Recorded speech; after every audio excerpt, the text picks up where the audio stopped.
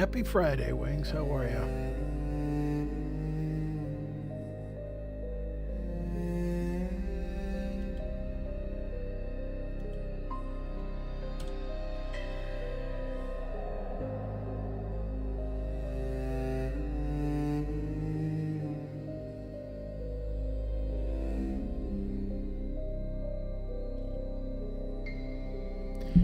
Hey, Jasmine, how are you?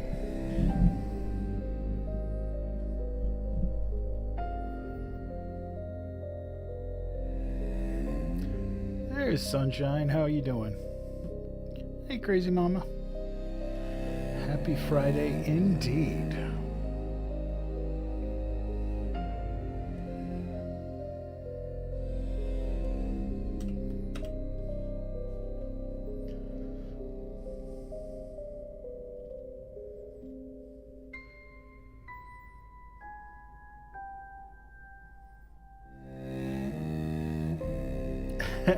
You know, I just finished K Creations. I just finished reading Project Hail Mary for the first time.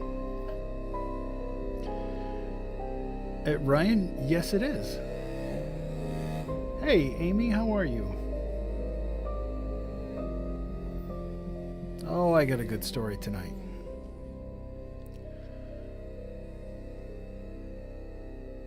Hopefully,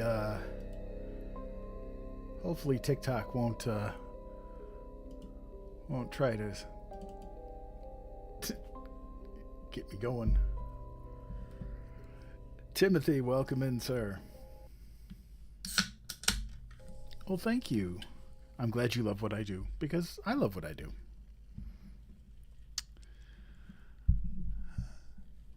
Why did this stop? You're not supposed to stop.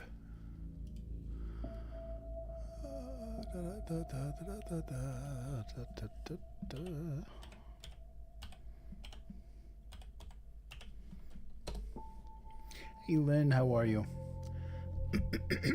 My voice a little stressed? Hey, it might be. I will be reading a story, yes.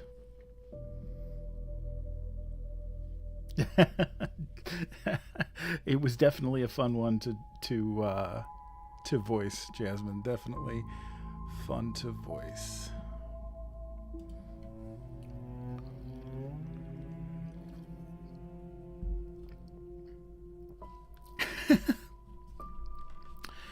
Well,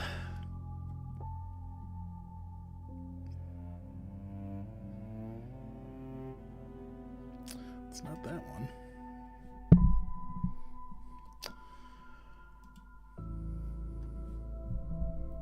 Yes, we are going to be doing this is going to be a one story tonight. It is sort of an extension of what we were doing, what we did on Wednesday. If you remember, Wednesday we did a couple of stories that were written by women that were writing in the 19th century. It's definitely some fun stuff. Margaret Oliphant. Third. Okay. There we go.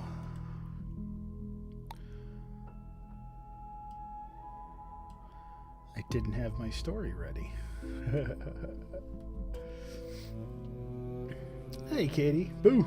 Boo right back at you.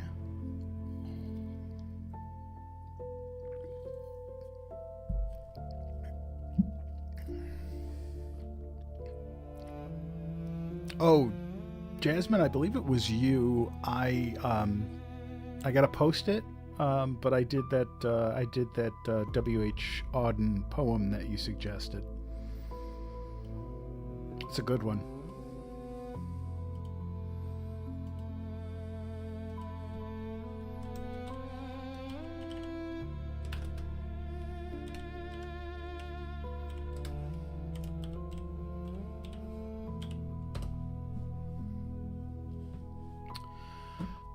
I try to do different accents. my success with it is kind of hit and miss. We did James and the Giant Peach. It was interesting. For the Centipede, I was doing I was doing my best to do like a Liverpool accent, and yeah, that didn't work out very well. But it was entertaining, and that's all that matters.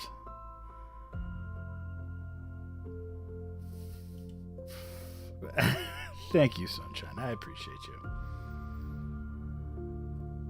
Yes, Jasmine, it absolutely does. I will, when I go to post it, I'll tag you in it so you know what's up.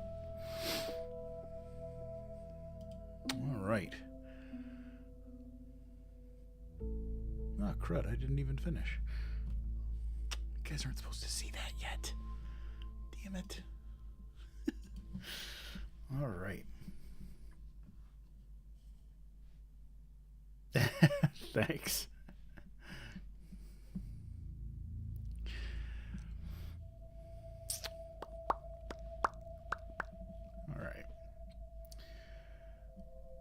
All right. Well, thank you guys for all of the likes and the shares. That definitely helps push the live out to new people, and we're always looking to bring new people, which is always fun. So, I was having a conversation with somebody last night, and I discovered how my brain actually works. And my brain is basically a laboratory, and in that laboratory is a bunch of goblins who are all working on different things. And one starts talking, and then another one pipes up and goes, "That reminds me of," and continues talking until another one pipes up and says, "That reminds me of." Yeah, that's my brain. But then I thought,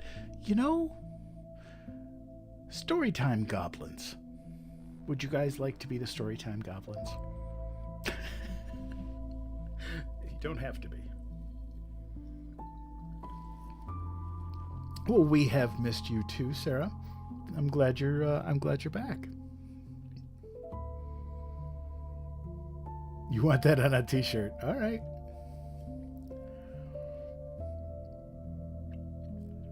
Constant disappointment. Thank you. I'm glad that I've become part of your weekend. And Sunshine the Goblin. Nice. All right, it has been declared. You are all Storytime goblins.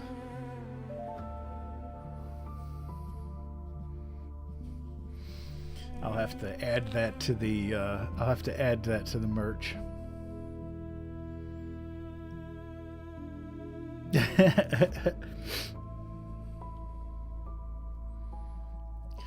All right. Well, it is 9:10, and I think it's time to get the party started. Oh, absolutely. I'll be debuting it here. Oh, God. Cherith. I'm not wearing the codpiece. That's all I'm telling you.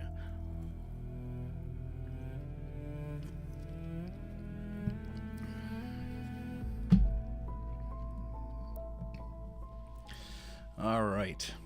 Well, it is Friday night. I'm just getting to that. Patience, grasshopper. I will get to that. All right. Well, good evening, everyone.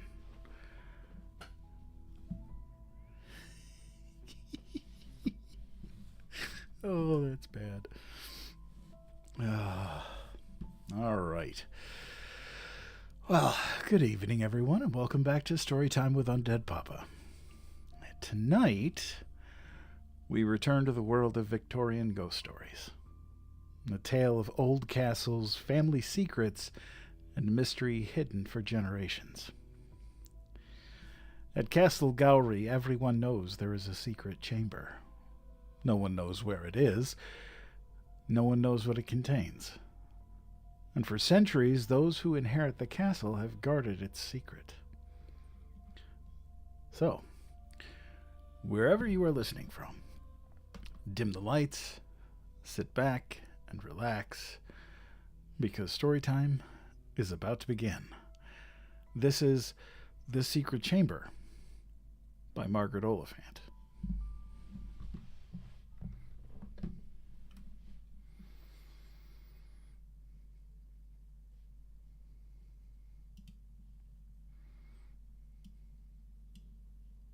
Oops, I want that.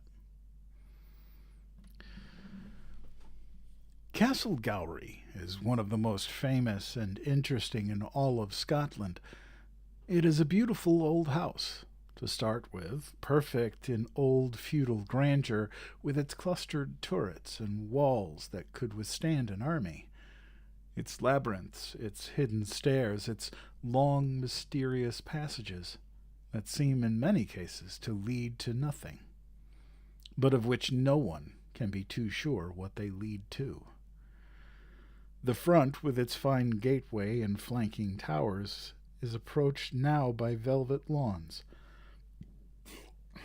and a peaceful, beautiful old avenue with double rows of trees, like a cathedral. And the woods out of which these gray towers rise look as soft and rich in foliage, if not so lofty in growth as the groves of the south. But this softness of aspect is all new to the place. That is, within the century or two which count for but little in the history of a dwelling place, some part of which, at least, has been standing since the days when the Saxon aethelings brought such share of the arts as belonged to them to solidify and regulate their original Celtic art, which reared incised stones upon rude burial places and twinned mystic knots on its crosses before historic days.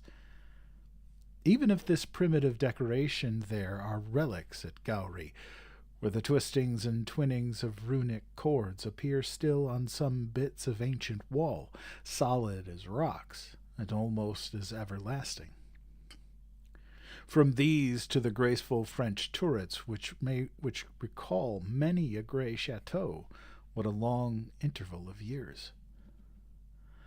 But these are filled with stirring chronicles enough, besides the dim, not always decipherable records which different developments of architecture have left on the old house. The Earls of Gowrie had been in the heat of every commotion that took place on or about the Highland line for more generations than any but a Celtic pen could record. Rebellions, revenges, insurrections, conspiracies, nothing in which blood was shed and lands lost took place in Scotland in which they had not had a share. And the annals of the house are very full, and not without many a stain. They had been a bold and vigorous race, with much evil in them, and some good, never insignificant whatever else they might be. It could not be said, however, that they are remarkable nowadays.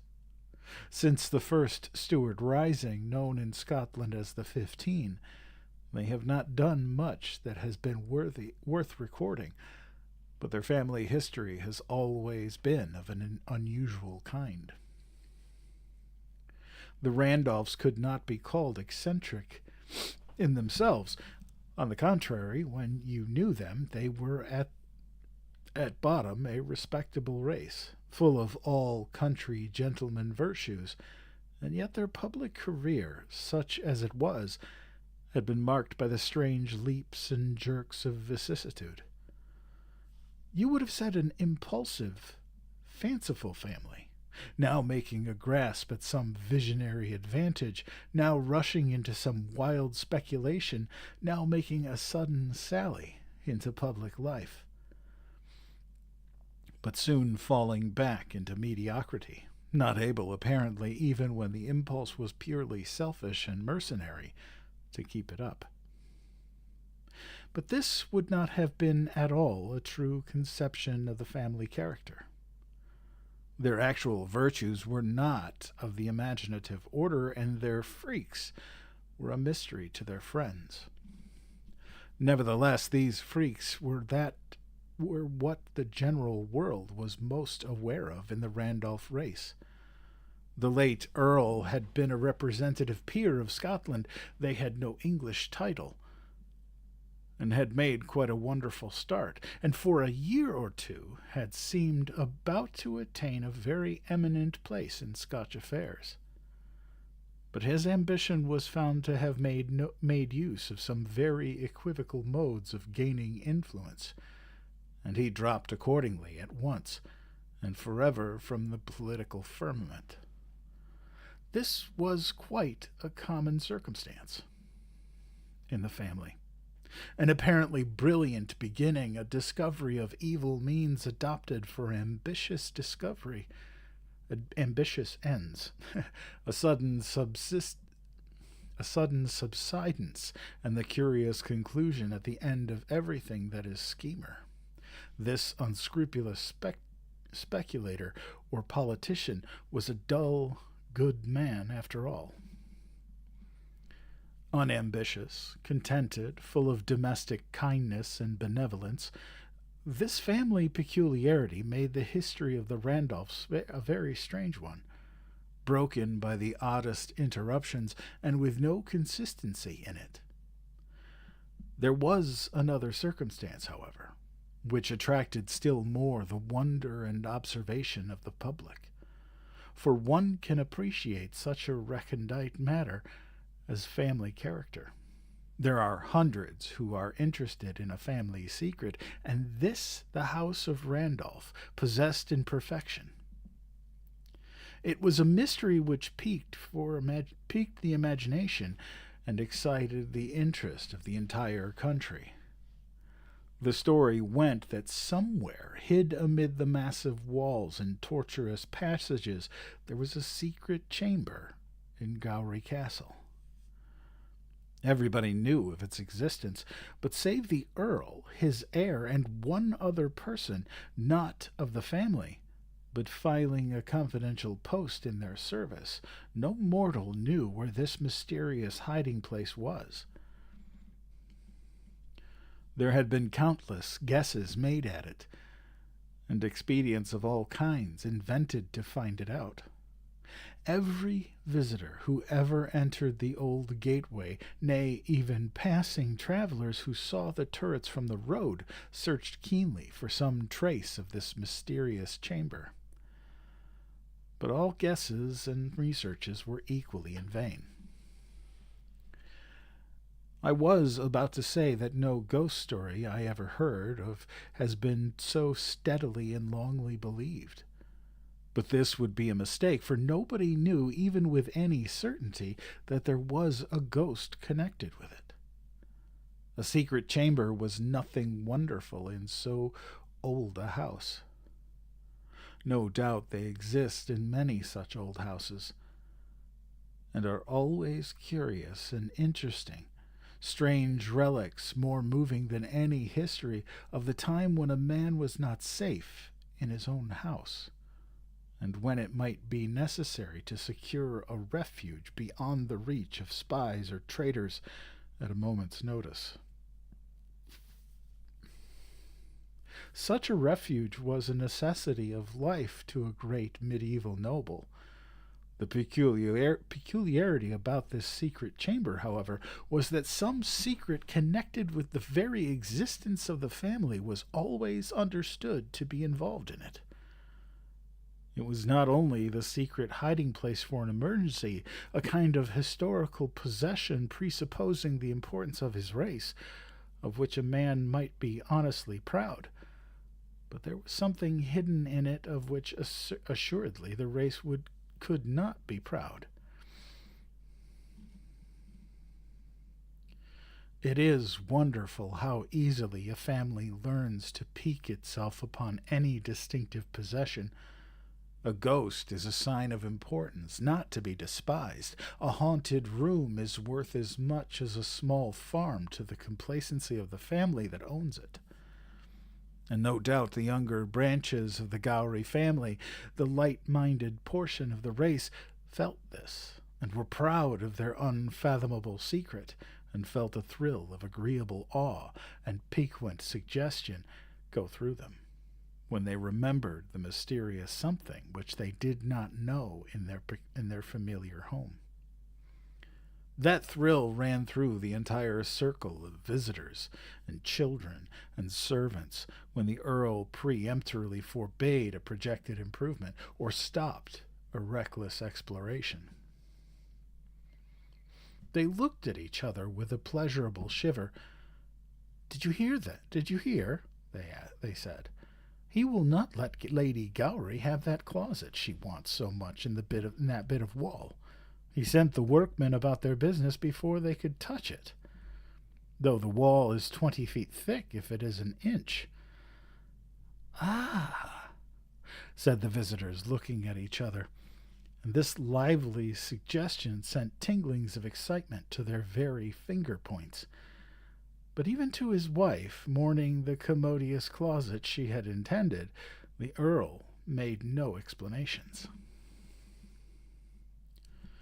For anything she knew, it might be there, next to her room, this mysterious lurking place, and it may be supposed that this suggestion conveyed to Lady Gowrie's veins a thrill more keen and strange, perhaps too vivid to be pleasant.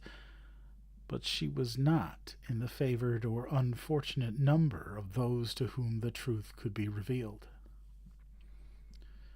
I need not say what the different theories on the subject were. Some thought there had been a treacherous massacre there, and that the secret chamber was blocked by the skeletons of murdered guests, a treachery no doubt covering the family with shame in its day, but so condoned by long softening years as to have all the shame taken out of it. The Randolphs could not have felt their character affected by any such interesting historical record.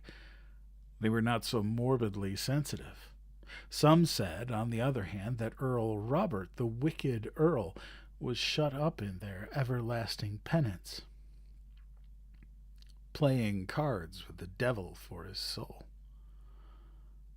But would have been too great a feather in the family cap to have thus got the devil, or even one of his angels, bottled up, as it were, and safely in hand to make it possible that any lasting stigma could be connected with such a fact as this. What a thing it would be to know where to lay one's hand upon the Prince of Darkness and prove him once for all, cloven foot and everything else, to the confusion of gainsayers. So this was not to be received as a satisfactory solution, nor could any other be suggested which was more to the purpose. The popular mind gave it up, and yet never gave it up. And still everybody who visits Gowrie, be it as a guest, be it as a tourist, be it only as a gazer from a passing carriage, or from the flying railway train which just glimpses its turrets in the distance, daily and yearly spends a certain amount of curiosity, wonderment, and conjecture about the secret chamber. The most piquant and undiscoverable wonder which has endured unguessed and undeciphered to modern times. This was how the matter stood when young John Randolph, Lord Lindores, came of age. He was a young man of great character and energy, not like the usual Randolph strain, for, as we have said, the type of character common in this romantically situated family, notwithstanding the erratic incidents common to them, was that of dullness and honesty, especially in their early days. But young Lindores was not so. He was honest and honorable, but not dull. He had gone through almost a remarkable course at school and at the university, not perhaps in quite the ordinary way of scholarship, but enough to attract men's eyes to him. He had made more than one great speech at the Union. He was full of ambition and force and life, intending all sorts of great things and meaning to make his position a stepping stone to all that was excellent in public life. Not for him the country gentleman existence which was congenial to his father. The idea of succeeding to the family honors and becoming a Scotch peer, either represented or re-representative, filled him with horror, and filial piety in his case was made warm by all the energy of personal hopes when he prayed that his father might live, if not forever, yet longer than any Lord Gowrie had lived for the last century or two. He was as sure of his election for the county the next time there was a chance as anybody can be certain of anything. And in the meantime he meant to travel, to go to America, to go no one could tell where, seeking for instruction and experience, as is the manner of high-spirited young men with parliamentary tendencies in the present day. In former times he would have gone to the wars in High Germany, or on a crusade to the Holy Land. But the days of the Crusaders and of the soldiers of fortune being over, Lindors followed the fashion of his time. He had made all his arrangements for his tour, which his father did not oppose. On the contrary, Lord Gowrie encouraged all those plans, though with an air of melancholy indulgence which his son could not understand. "It will do you good," he said with a sigh. Yes, my boy, the best thing for you." This, no doubt, was true enough, but there was an implied feeling that the young man would require something to do him good, that he would want the soothing of change and the gratification of his wishes, as one might speak of a convalescent or the victim of some calamity.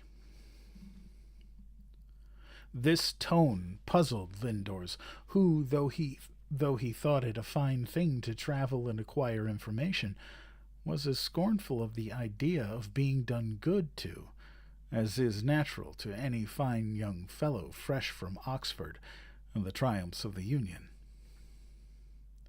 But he reflected that the old school had its own way of treating things, and was satisfied.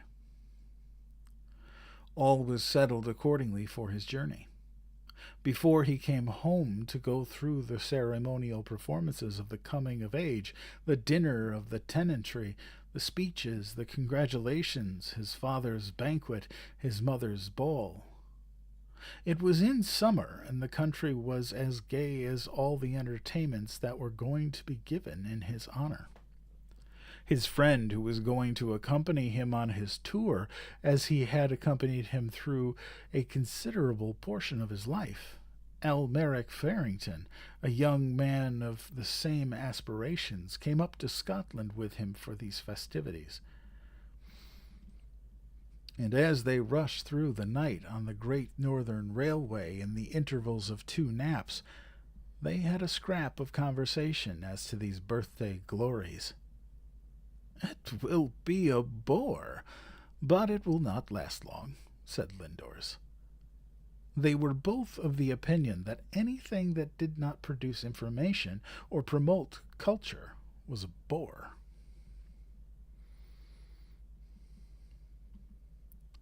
"But there is not a revelation to be made to you among all the other things you have to go through," said Farrington. "Have not you to be introduced to the secret chamber and all that sort of thing? I should like to be of party there, Lindors." "Ah," said the heir, "I had forgotten that part of it," which, however, was not the case. "Indeed, I don't know if I am to be told. Even family dogmas are shaken nowadays. Oh, I should insist on that, said Farrington lightly. It is not many who have the chance of paying such a visit. Better than home and all the mediums. I should insist upon that. I have no reason to suppose that it has any connection with home or the mediums, said Lindors, slightly nettled. He was himself an esprit fort, but a mystery in one's own family is not like vulgar mysteries. He liked it to be respected. Oh, no offence, said his companion. I have always thought that a railway train would be a great chance for the spirits. If one was to show suddenly that vacant seat beside you, what a triumph proof of their existence that would be. But they don't take advantage of their opportunities.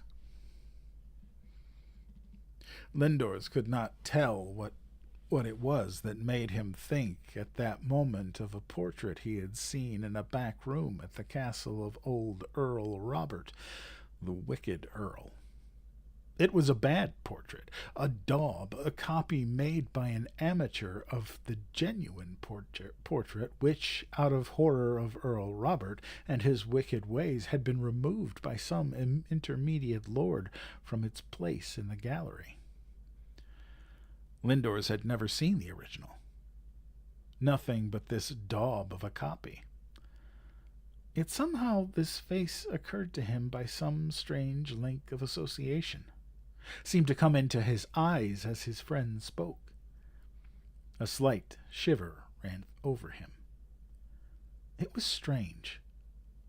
He made no reply to Farrington, but he set himself to think how it could be that the latent present of his mind of some anticipation of this approaching disclosure, touched into life by his friend's suggestion, should have called out of his memory a momentary realization of the acknowledged magician of the family. This sentence is full of long words, but unfortunately long words are required in such a case, and the process was very simple when you traced it out. It was the clearest case of unconscious celebration. He shut his eyes by way of securing privacy while he thought it out, and being tired and not at all alarmed by his unconscious cerebration before he opened them again, fell fast asleep. Yet his birthday, which was the day following his arrival at Glen Lyon, was a very busy day. He had not time to think of anything but the immediate occupations of the moment. Public and private greetings, congratulations, offerings poured upon him. The Gowries were popular in this generation, which was far from being usual in the family.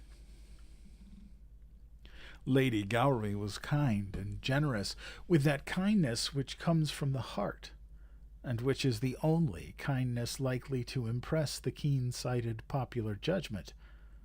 And Lord Gowry had but little of the equivocal reputation of his predecessors. They could be splendid now and then on great occasions, though in general they were homely enough. All which the public likes. It was a bore, Lindors said. But yet the young man did not dislike the honors and the adulation, and all the hearty speeches and good wishes. It is sweet to a young man to feel himself the center of all hopes.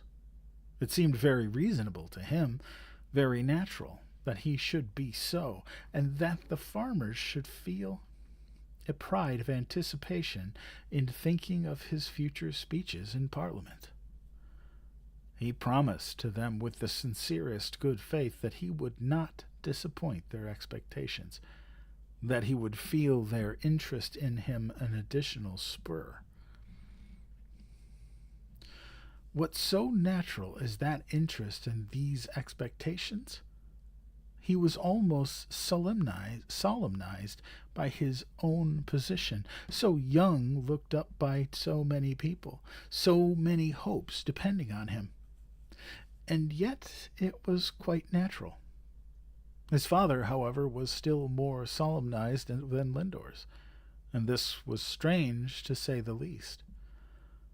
His father grew graver and graver as the day went on, till it almost seemed as if he were dissatisfied with his son's popularity, or had some painful thought weighing on his mind. He was restless and eager for the termination of the dinner and to get rid of his guests, and as soon as they were gone, showed an equal anxiety that his son should retire too. "Go to bed at once, as a favor to me," Lord Gowry said. "You will have a great deal of fatigue tomorrow." "You need not be afraid for me, sir," said Lindors, half affronted, but he obeyed, being tired. He had not once thought of the secret to be disclosed to him through all that long day.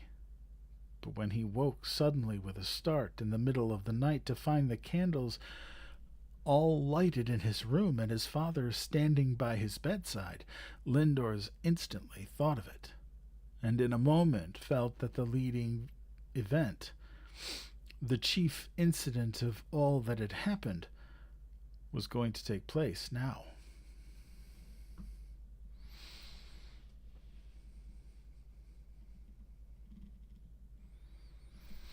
All right. How's everybody doing tonight?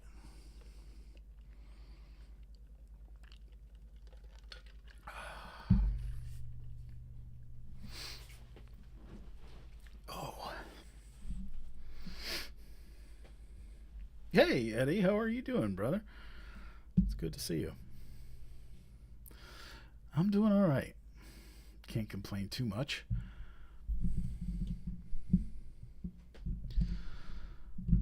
Okay.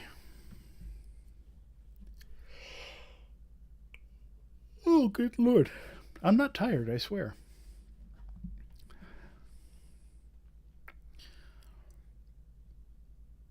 I'm glad you're enjoying the story.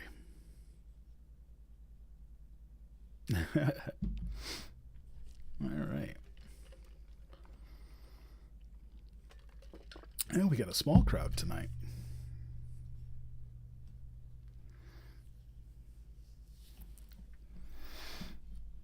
All right, let's get back to reading here. 2. Lord Gowry was very grave and very pale. He was standing with his hand on his son's shoulder to wake him. His dress was unchanged from the moment they had parted. And the sight of this formal costume was very bewildering to the young man as he started up in his bed. But next moment he seemed to know exactly how it was, and, more than that, to have known it all his life. Explanation seemed unnecessary. At any other moment, in any other place, a man would be startled to be suddenly woke up in the middle of the night. But Lindors had no such feeling. He did not even ask a question, but sprang up and fixed his eyes, taking in all the strange circumstances on his father's face. "Get up, my boy," said Lord Gowry, "and dress as quickly as you can. It is full time. I have lighted your candles, and your things are all ready. You have had a good long sleep." Even now he did not ask, "What is it?" as under any other circumstances he would have done. He got up without a word, with an impulse of nervous speed and rapidity of movement such as only excitement can give, and dressed himself, his father helping him silently.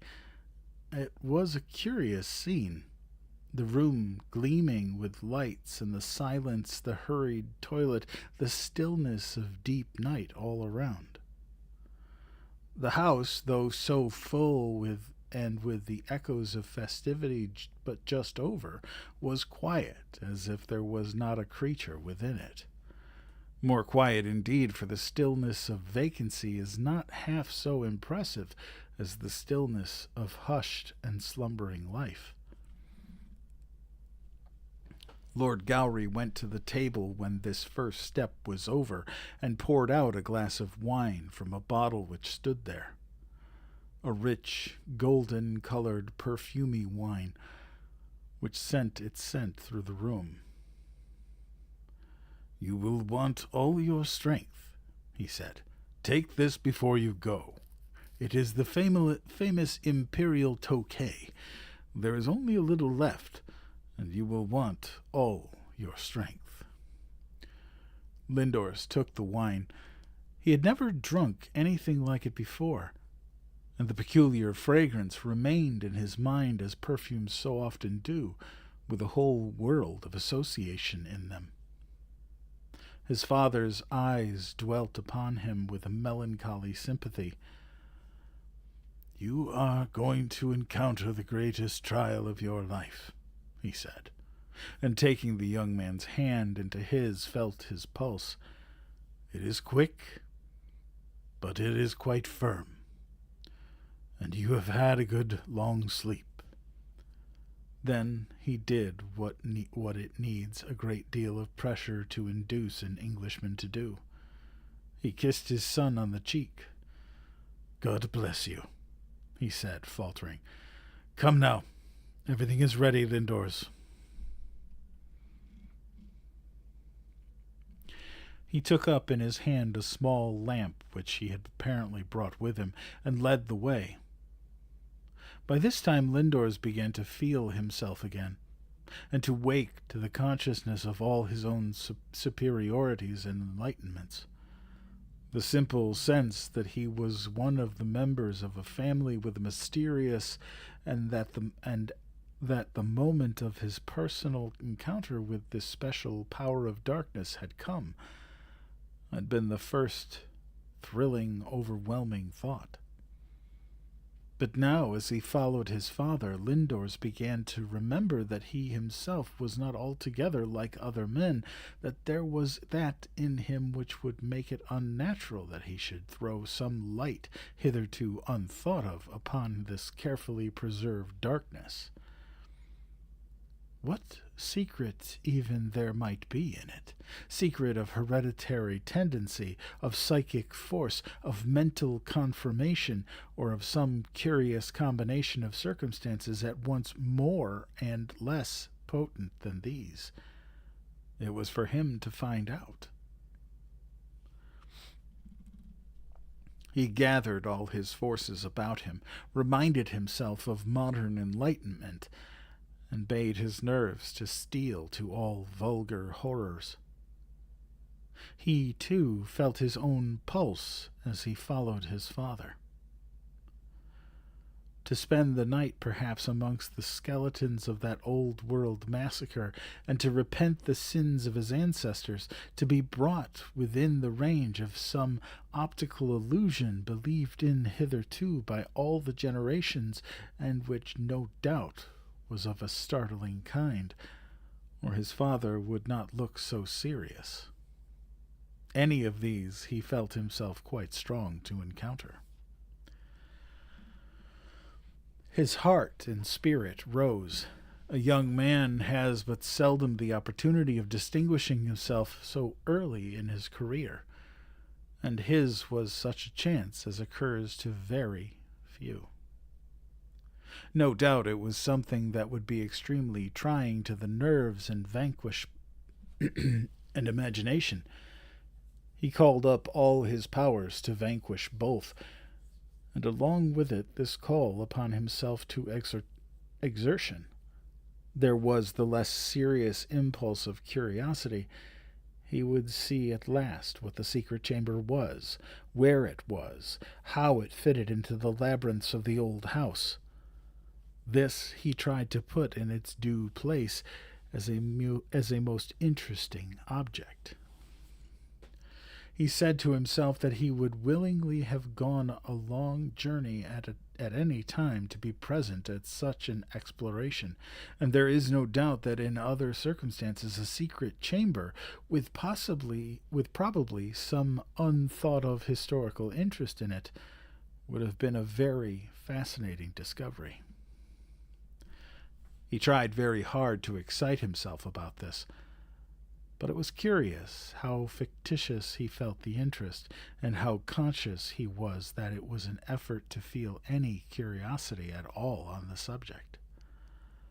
The fact was that the secret chamber was entirely secondary, thrown back, as all accessories are, by a more pressing interest. The overpowering thought of what was in it drove aside all healthy natural curiosity about itself. It must not be supposed, however, that the father and son had a long way to go to have time for all these thoughts. Thoughts travel at lightning speed, and there was abundant leisure for this between the time they had left the door of Lindor's room and gone down the corridor no farther off than to Lord Gowry's own chamber, naturally one of the chief rooms of the house.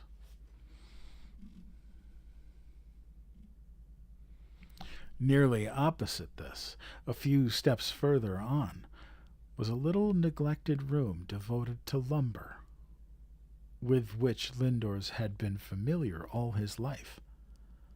Why this nest of old rubbish, dust, and cobwebs should be so near the bedroom of the head of the house had been a matter of surprise to many people. To the guests who saw it while exploring, and to each new servant in succession who planned an attack upon its ancient stores, scandalized by finding it to have been neglected by their predecessors. All their attempts to clear it out had, however, been resisted. Nobody could tell how, or indeed thought it worth while to inquire. As for Lindor's, he had been used to the place from his childhood, and therefore accepted it as the most natural thing in the world. He had been in and out 100 times in his play, and it was here, he remembered suddenly, that he had seen the bad picture of Earl Robert, which had so curiously come into his eyes on his journeying here, by a mental movement which he had identified at once as unconscious celebration. The first feeling in his mind as his father went to the open door of his lumbered room was a mixture of amusement and surprise. What was he going to pick up there? Some old pentacle, some amulet or scrap of antiquated magic to act as armor against the evil one? But Lord Gowry, going on and setting down the lamp on the table, turned round upon his son with a face of agitation and pain which barred all further amusement. He grasped him by the hand, crushing it between his own. "Now, my boy, my dear son," he said, in tones that were scarcely audible. His countenance was full of the dreary pain of a looker-on, one who has no share in the excitement of personal danger, but has the more terrible part of watching those who were in deadliest peril. He was a powerful man, and his large form shook with emotion. Great beads of moisture stood upon his forehead. An old sword with a cross handle lay upon the dusty chair among other dusty and battered relics. "Take this with you," he said in the same inaudible, breathless way, whether as a secret weapon, whether as a religious symbol, Lindor's could not guess. The young man took it mechanically. His father pushed open a door which it seemed to him he had never seen before, and led him into another vaulted chamber. Here even the limited powers of speech Lord Gowry had retained seemed to forsake him, and his voice became a mere hoarse murmur in his throat. For want of speech he pointed to another door in the further corner of this small vacant room, gave him to understand by a gesture that he was to knock there, and then went back into the lumber room. The door into this was left open, and a faint glimmer of the lamp shed light into this little intermediate place, this debatable land between the seen and the unseen. In spite of himself, Lindor's heart began to beat. He made a breathless pause, feeling his head go round. He held the old sword in his hand, not knowing what it was.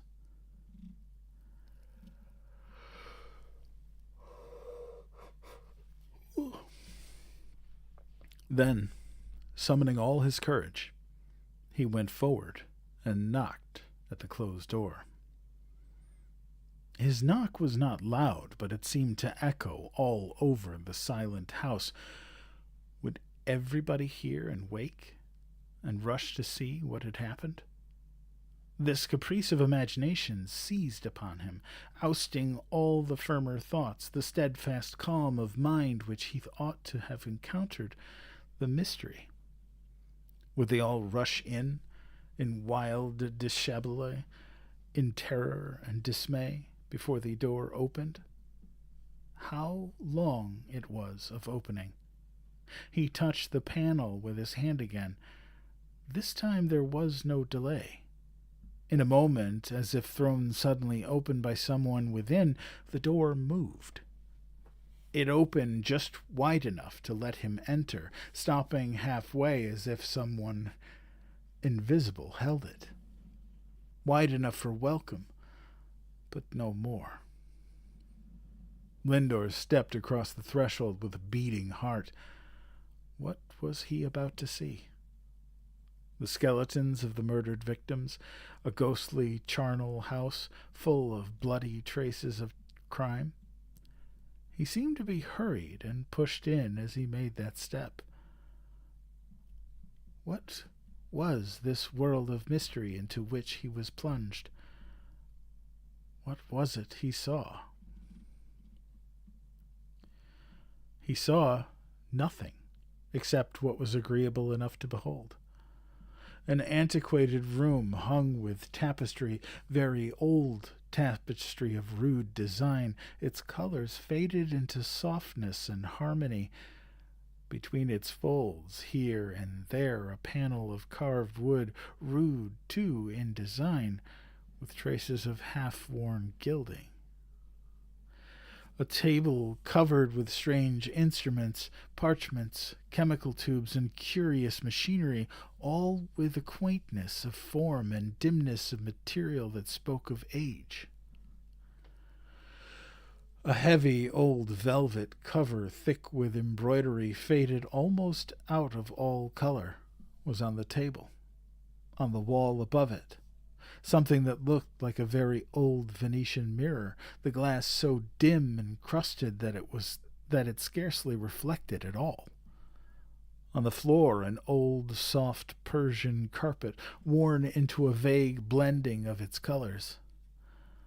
This was all that he thought he saw.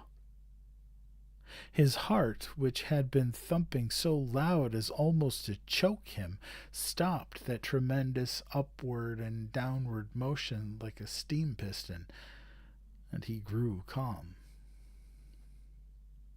Perfectly still, dim, unoccupied, yet not so dim either.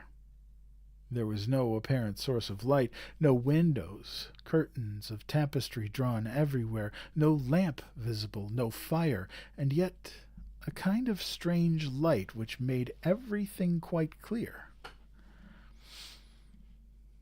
He looked round, trying to smile at his terrors, trying to say to himself that it was the most curious place he had ever seen, that he must show Farmington some of that tapestry, that he must really bring away a panel of that carving. When he suddenly saw that the door was shut again, by which he had entered, nay, more than shut, undiscernible, covered like all the rest of the walls by that strange tapestry. At this his heart began to beat again in spite of him. He looked round once more and woke up to the more vivid being with a sudden start. Had his eyes been incapable of vision on his first entrance? Unoccupied, Who was that in the great chair? It seemed to Lindors that he had seen neither the chair nor the man when he came in. There they were, however, solid and unmistakable. The chair carved like the panels, the man seated in front of the table. He looked at Lindors with a calm, open gaze, inspecting him.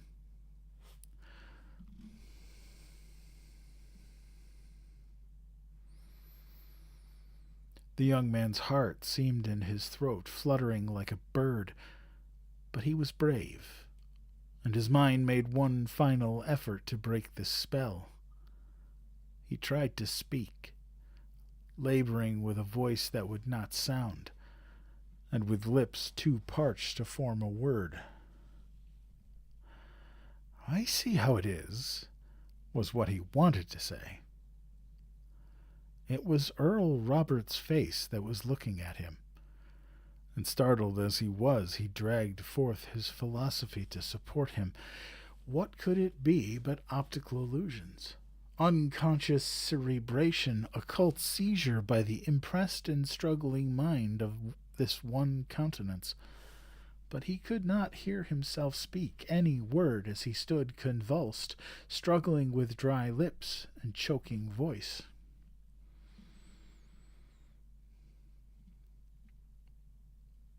The appearance smiled, as if knowing his thoughts, not unkindly, not malignly, with a certain amusement mingled with scorn. Then he spoke, and the sounds seemed to breathe through the room, not like any voice that Lindors had ever heard, a kind of utterance of the place, like the rustle of the air or the ripple of the sea. "You will learn better tonight. This is no phantom of your brain. It is I." "In God's name!" cried the young man in his soul. He did not know whether the words ever got into the air or not, if there was any air. "In God's name, who are you?" The figure rose as if coming to him to reply, and Lindors, overcome by the apparent approach, struggled into utterance. A cry came from him. He heard it this time, and even in his extremity felt a pang the more to hear the terror in his own voice. But he did not flinch. He stood desperate, all his strength concentrated in the act. He neither turned nor recoiled. Vaguely gleaming through his mind came the thought that to be thus brought in contact with the unseen was the experiment to be most desired on earth, the final settlement of 100 questions. But his faculties were not sufficiently under command to entertain it. He only stood firm. That was all. And the figure did not approach him. After a moment it subsided back again into the chair, subsided for no sound, not the faintest accompanied its movements. It was the form of a man of middle age, the hair white, but the beard only crisped with gray. The features of those of the picture, a familiar face more or less like all the Randolphs, but with an air of domination and power altogether unlike that of the race. He was dressed in a long robe of dark color, embroidered with strange lines and angles. There was nothing repellent or terrible in his air, nothing except the noiselessness, the calm, the absolute stillness, which was as much in the place as in him, to keep up the involuntary trembling of the beholder. His expression was full of dignity and thoughtfulness, and not malignant or unkind. He might have been the kindly patriarch of the house watching over its fortunes in a seclusion that he had chosen.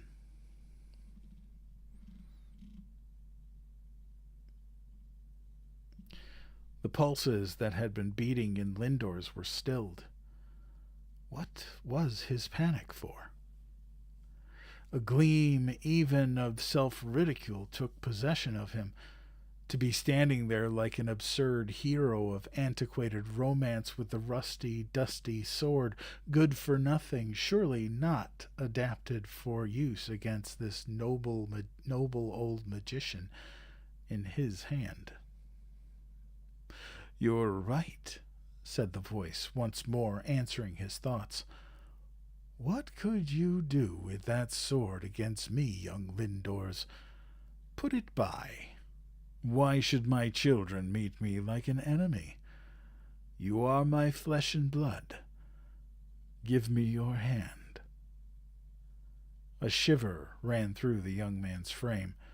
The hand that was held out to him was large and shapely and white, with a straight line across the palm, a family token upon which the Randolphs prided themselves.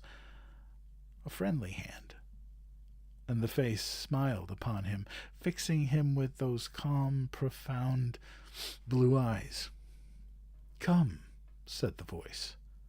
The words seemed to fill the place, melting upon him from every corner, whispering round him with the softest persuasion. He was lulled and calmed in spite of himself. Spirit or no spirit, why should not he accept this proffered courtesy? What harm could come of it?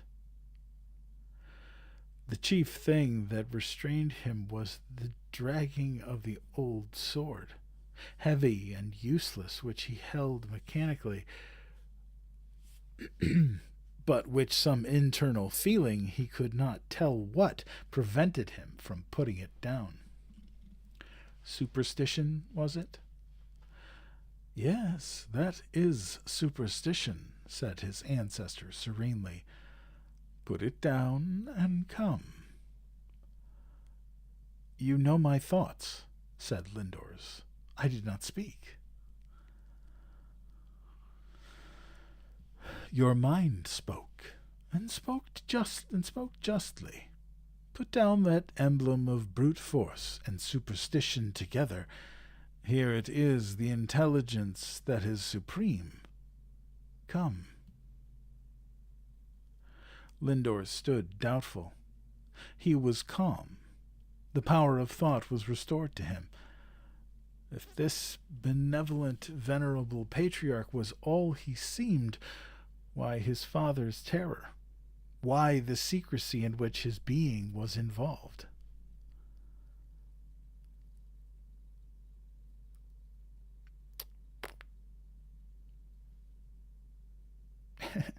His own mind, though calm, did not seem to act in the usual way. Thoughts seemed to be driven across it, as by a wind. One of these came to him suddenly now. How there looked him in the face, an angel beautiful and bright, and how he knew it was a fiend. The words were not ended when Earl Robert replied suddenly with impatience in his voice, "Fiends are the fancy of men, like angels and other follies. I am your father. You know me, and you are mine, Lindors. I have power beyond what you can understand. But I want flesh and blood to reign and to enjoy. Come, Lindors." He put out his other hand. The action, the look, were those of kindness, almost of longing, and the face was familiar. The voice was that of the race, supernatural. Was it supernatural that this man should live here shut up for ages? And why? And how? Was there any explanation of it? The young man's brain began to reel. He could not tell which was real, the life he had left half an hour ago, or this. He tried to look round him, but he could not. His eyes were caught by those other kindred eyes, which seemed to dilate and deepen as he looked at them, and drew him with strange compulsion. He felt himself yielding, swaying towards the strange being who thus invited him.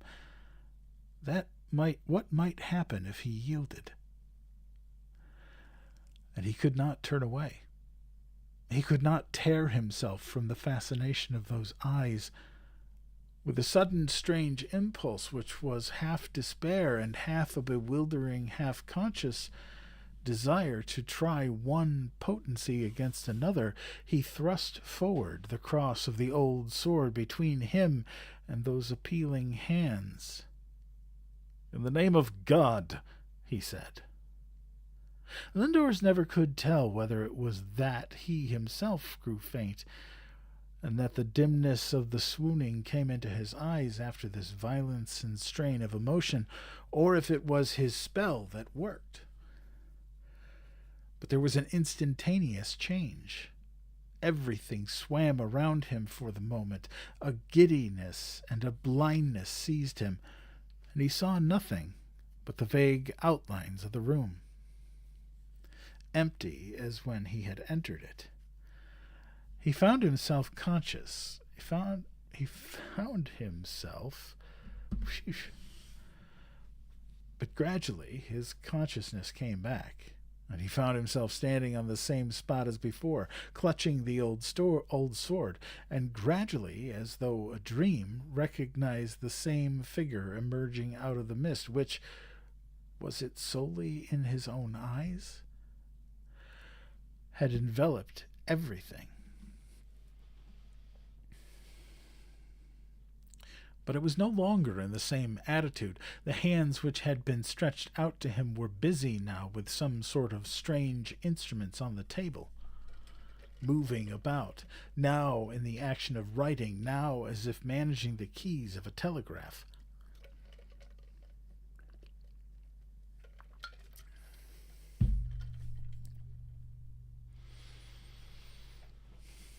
Lindors felt that his brain was all a twist and set wrong, but he was still a human being of his century.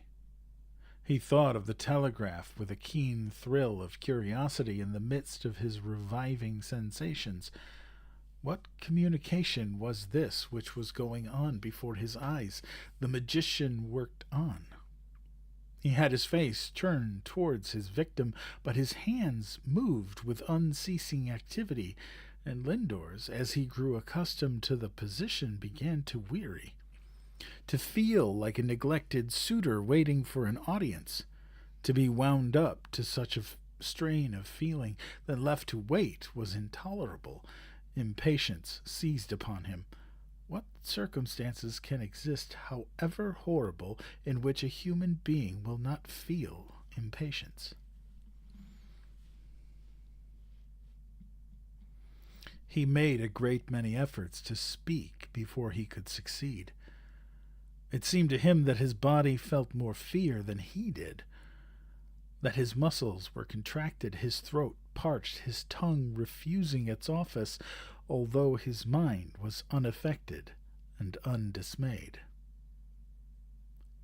At last he found an utterance in spite of all resistance of his flesh and blood. "Who are you?" he said hoarsely.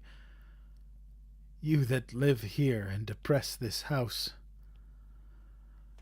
The vision raised its eyes full upon him, with again that strange shadow of a smile, mocking, yet not unkind.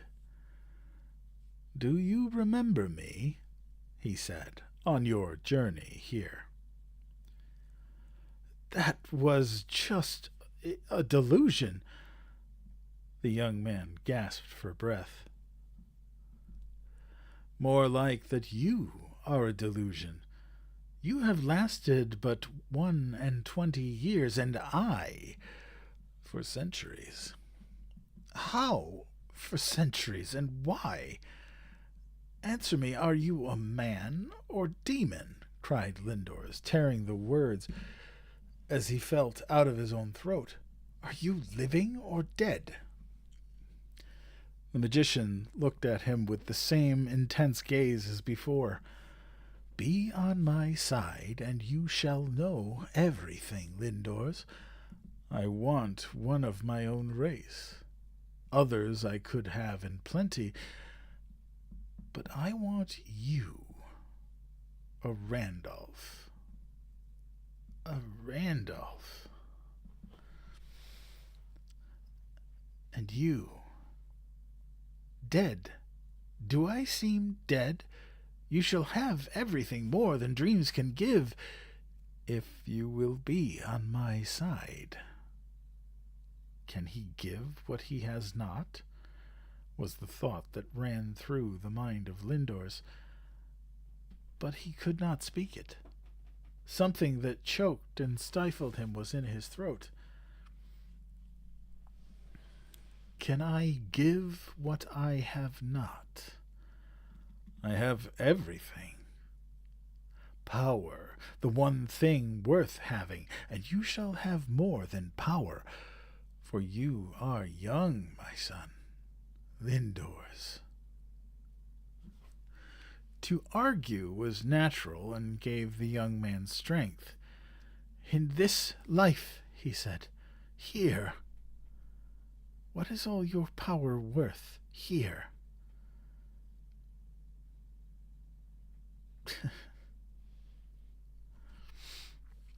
To sit for ages and make a race unhappy?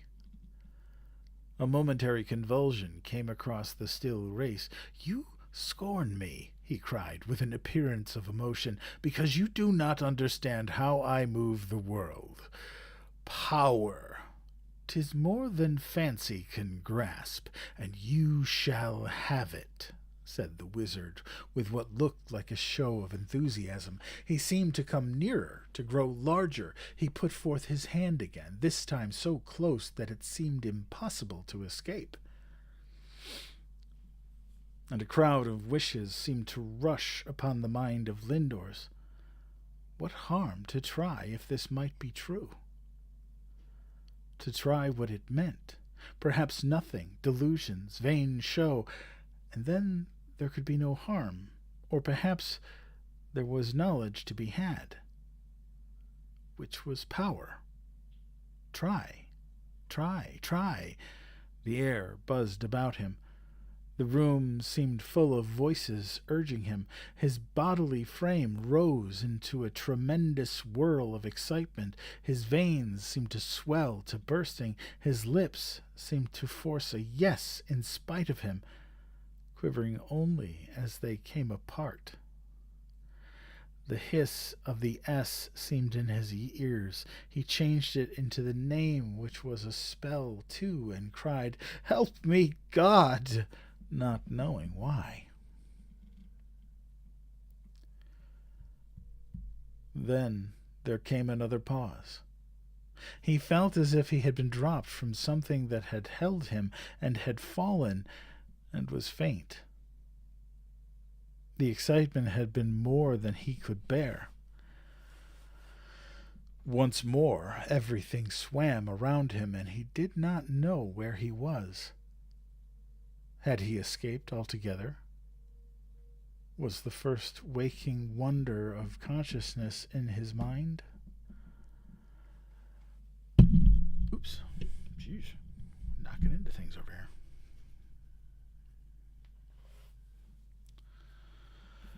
But when he could think and see again, he was still in the same spot, surrounded by the old curtains and the carved panels, but alone. He felt it, too, that he was able to move, but the strangest dual consciousness was in him throughout all the rest of his trial. His body felt to him as a frightened horse feels to a traveler at night. A thing separate from him, more frightened than he was, starting aside at every step, seeing more than its master. His limbs shook with fear and weakness.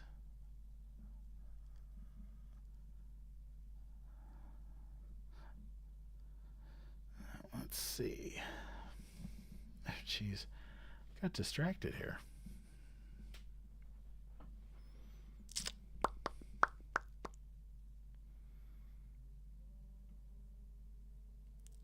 He felt, too, that he was able to move, but the strangest dual consciousness was in him throughout all the rest of his trial. His body felt to him as a frightened horse feels to a traveler at night, a thing separate from him, more frightened than he was, starting aside at every step, seeing more than its master. His limbs shook with fear and weakness, almost refusing to obey the action of his will, trembling under him with jerks aside when he compelled himself to move. The hair stood upright on his head. Every finger trembled as with palsy. His lips, his eyelids quivered with nervous agitation, but his mind was strong, stimulated to a desperate calm. He dragged himself around the room. He crossed the very spot where the magician had been. All was vacant, silent, clear. Had he vanquished the enemy? This thought came into his mind with an involuntary triumph. The old strain of feeling came back. Such efforts might be produced, perhaps, only by imagination, by excitement, by delusion. Lindors looked up by a sudden attraction, he could not tell what, and the blood suddenly froze in his veins that had been so boiling and fermenting. Someone was looking at him from the old mirror on the wall. A face not human and lifelike, like that of the inhabitant of this place, but ghostly and terrible, like one of the dead. And while he looked, a crowd of other faces came behind, all looking at him. Some mournfully, some with a menace in their terrible eyes. The mirror did not change, but within its small dim space seemed to contain an innumerable company, crowded above and below, all with one gaze at him. His lips dropped apart with a gasp of horror. More and more and more. He was standing close by the table when this crowd came. Then, all at once, there was laid upon him a cold hand. He turned, close to his side, brushing him with his robe. Holding him fast by the arm sat Earl Robert in his great chair. A shriek came from the young man's lips. He seemed to hear it echoing all the way into the unfathomable distance. The cold touch penetrated to his very soul. "Do you try spells upon me, Lindors? That is a tool of the past. You shall have something better to work with. And are you so sure of whom you call upon? If there is such a one, why should he help you who never called on him before?" Lindors could not tell if these words were spoken.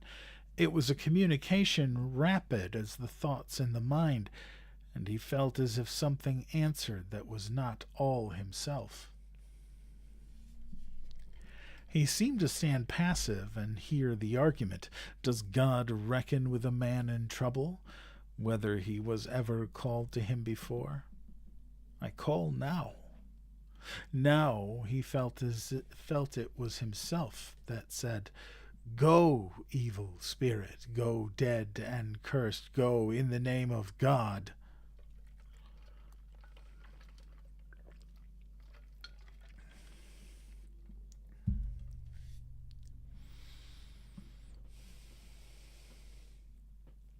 He felt himself flung violently against the wall.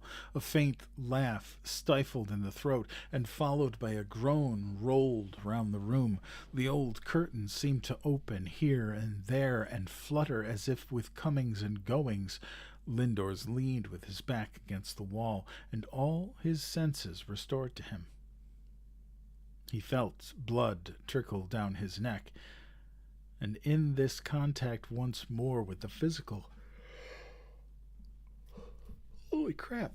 My apologies. His body, in its madness of fright, grew manageable. For the first time he felt wholly master of himself, though the magician was standing in his place, a great, majestic, appalling figure. He did not shrink. "Liar!" he cried, in a voice that rang and echoed as in natural air, "clinging to miserable life like a worm, like a reptile, promising all things, having nothing but this den, unvisited by the light of day. Is this your power, your superiority to men who die? Is it for this that you oppress a race and make a house unhappy? I vow in God's name your reign is over, you and your secret shall last no more." There was no reply. But Lindors felt his terrible ancestor's eyes getting once more that mesmeric mastery over him which had already almost overcome his powers. He must withdraw his own or perish. He had a human horror of turning his back upon that watchful adversary. To face him seemed the only safety, but to face him was to be conquered. Slowly, with a pang of indescribable, he tore himself from that gaze. It seemed to drag his eyes out of their sockets, his heart out of his bosom. Resolutely, with the daring of desperation, he turned round to the spot where he entered, the spot where no door was, hearing already in anticipation the step after him, feeling the grip that would crush and smother his exhausted life, but too desperate to care.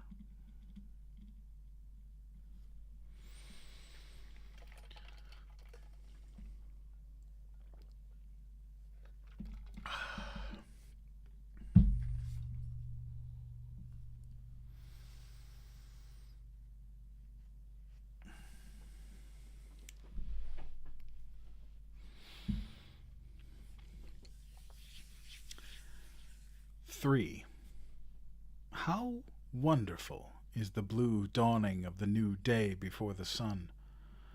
Not rosy-fingered like that aurora of the Greeks who comes later with all her wealth, but still dreamy, wonderful, stealing out of the unseen, abashed by the solemnity of the new birth. When anxious watchers see that first brightness come stealing upon the waiting skies, what mingled relief and renewal of misery is in it. Another long day to toil through. Yet another sad night over.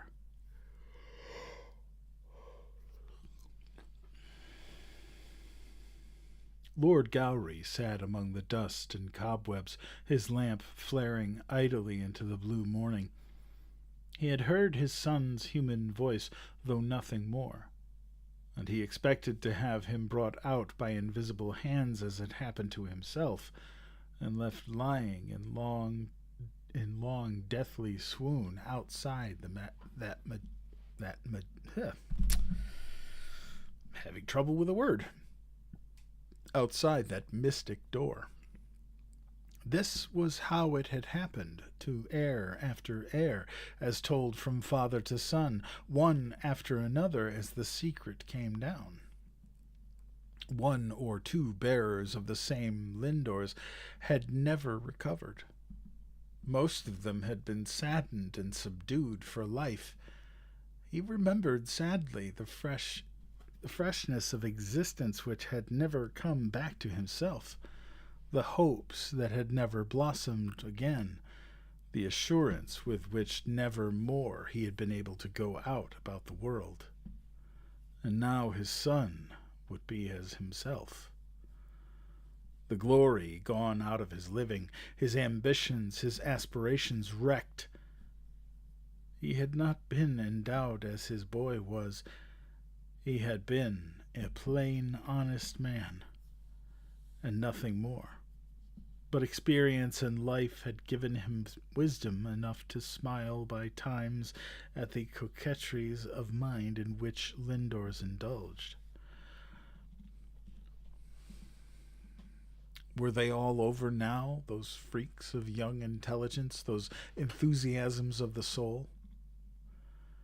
The curse of the house had come upon him, the magnetism of that strange presence, ever living, ever watchful, present in all the family history. His heart was sore for his son, and yet, along with this, there was a certain consolation to him in having henceforward a partner in the secret. Someone to whom he could talk of it, as he had not been able to talk since his own father died.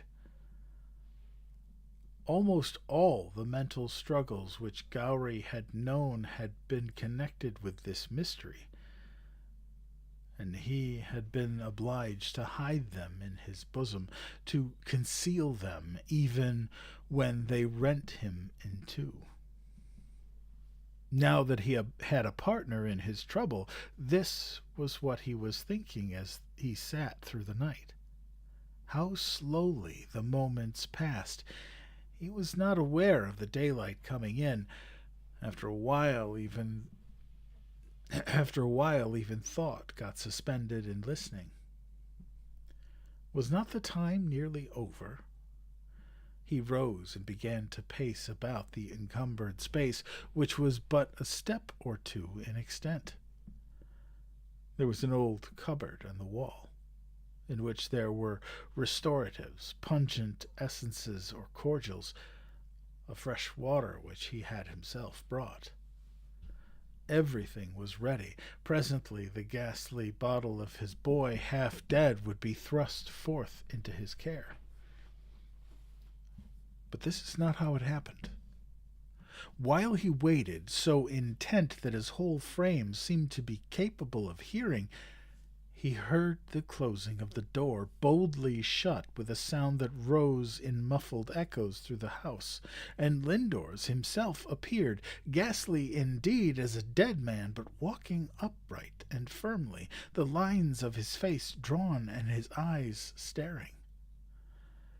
Lord Gowrie uttered a cry. He was more alarmed by this unexpected return than by the helpless prostration of the swoon which he had expected. He recoiled from his son as if he too had been a spirit. "Lindors!" he cried. Was it Lindors, or someone else in his place? The boy seemed as if he did not see him.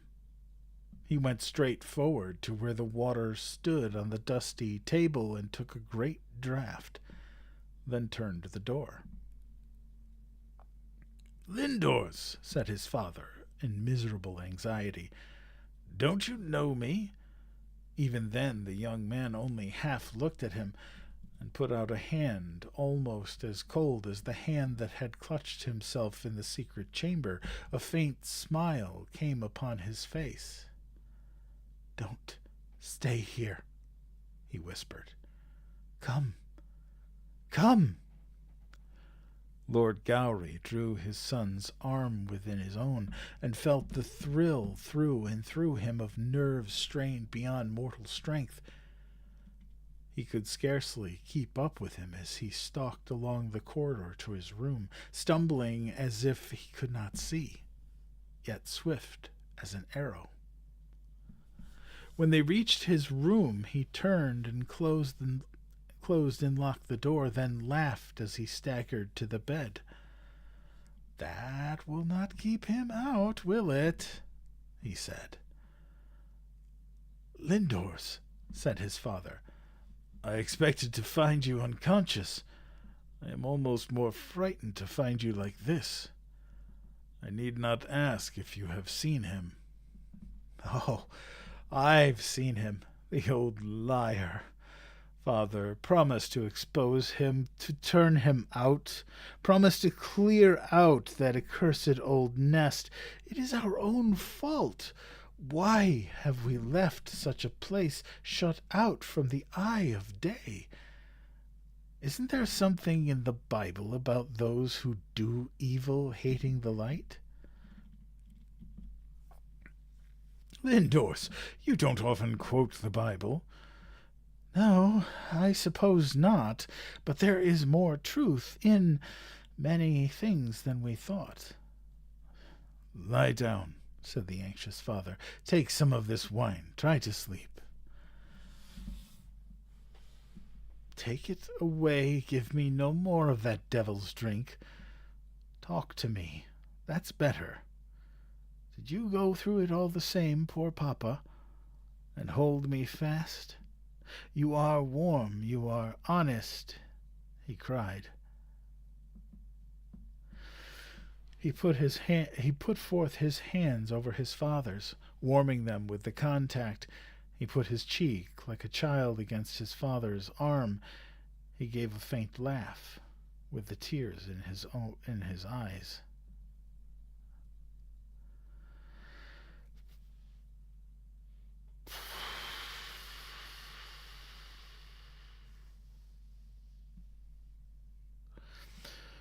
Warm and honest, he repeated, kind flesh and blood. And did you go through it all the same? My boy, cried the father, feeling his heart glow and swell over the son who had been parted from him for years by that development of young manhood and ripening intellect which so often severs and loosens the ties of home. Lord Gowry had felt that Lindors half despised his simple mind and duller imagination, but this childlike clinging overcame him, and tears stood in his eyes. I fainted, I suppose. I never knew how it ended. They made what they liked of me, but you, my brave boy, you came out of your own will. Lindors shivered. I fled, he said. No honor in that. I had not courage to face him longer. I will tell you by and by. But I want to know about you. What an ease it was to the father to speak. For years and years this had been shut up in his breast. It had made him lonely in the midst of his friends. Thank God, he said, that I can speak to you, Lindors. Often and often I have been tempted to tell your brother. Or your mother. But why should I make her miserable? She knows there is something.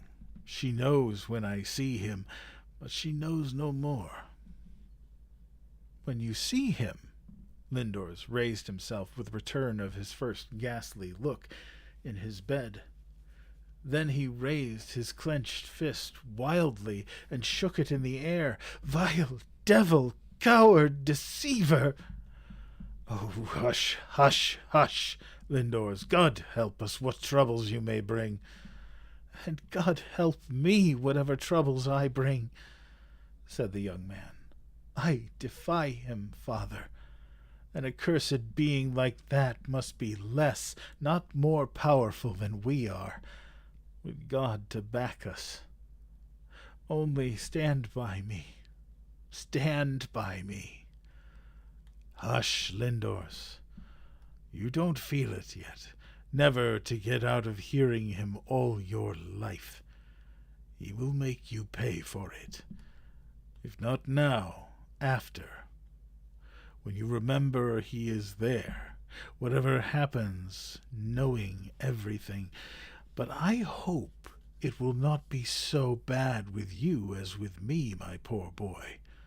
God help you indeed if it is, for you have more imagination and no more mind.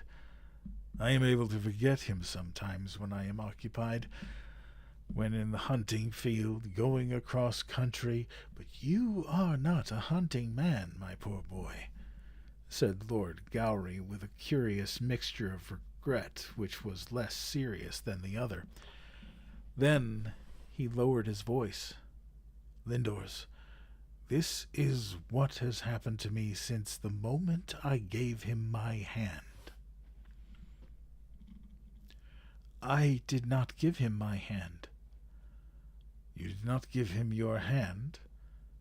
God bless you, my boy, you stood out, he cried, with tears again rushing to his eyes. And they say, but I don't know if there is any truth in it. Lord Gowry got up from his son's side and walked up and down with excited steps. If there should be truth in it, many people think the whole thing is a fancy. If there should be truth in it, Lindors. In what, father? They say if he is once resisted, his power is broken. Once refused, you could stand against him. You. Forgive me, my boy, as I hope God will forgive me, to have thought so little of his best gifts, cried Lord Gowry, coming back with wet eyes, and stooping, he kissed his son's hand. I thought you would be more shaken by being more mind than body, he said humbly. I thought if I could but have saved you from the trial, and you are the conqueror. I am the conqueror? I think all my bones are broken, father, out of their sockets, said the young man. In a low voice, I think I shall go to sleep. Yes. Rest, my boy.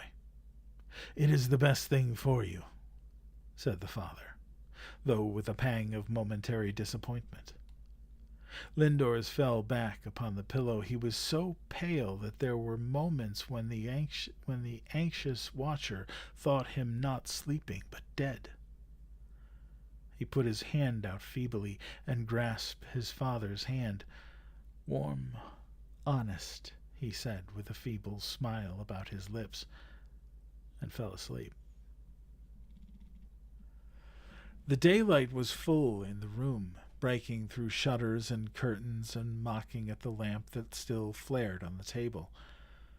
It seemed an emblem of the disorders, mental and material, of this strange night, and as such it affected the plain imagination of Lord Gowry, who have fain got up to extinguish it, and whose mind returned again and again, in spite of him, to this symptom of disturbance. By and by, when Lindor's grasp relaxed and he got his hand free, he got up from his son's bedside and put out the lamp. Putting it carefully out of the way, with equal care he put away the wine from the table, and gave the room its ordinary aspect, softly opening a window to let in the fresh air of the morning. The park lay fresh in the early sunshine, still except for the twittering of the birds, refreshed with dews and shining in that soft radiance of the morning which is over before mortal cares are stirring. Never, perhaps, had Gowry looked out upon the beautiful world around his house without a thought of the weird existence which was going on so near to him, which had gone on for centuries, shut up out of sight and sunshine. The secret chamber had been present with him since ever he saw it. He had never been able to get free of the spell of it. He had felt himself watched, surrounded, spied upon, day after day, since he was of the age of Lindors, and that was 30 years ago. He turned it all over in his mind as he stood there and his son slept. It had been on his lips to tell it all to his boy, who had now come to inherit the enlightenment of this race. And it was a disappointment to him to have it all forced back again, and silence imposed upon him once more. Would he care to hear it when he woke? Would he not rather, as Lord Gowry remembered to have done himself, thrust the thought as far as he could away from him?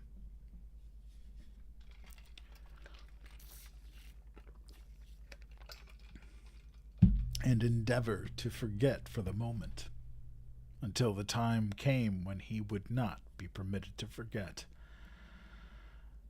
He had been like that himself, he recollected now. He had not wished to hear his own father's tale. "I remember," he said to himself, "I remember." Turning over everything in his mind, if Lindors might only be willing to hear the story when he woke. But then he himself had not been willing when he was Lindors, and he could not understand his son, and he could understand his son, and could not blame him, but it would be a disappointment. He was thinking this when he heard Lindor's voice calling him. He went back hastily to his bedside. It was strange to see him in his evening dress, with his worn face, in the fresh light of the morning, which poured in at every crevice. "Does my mother know?" said Lindors. "What shall we think? What shall she what?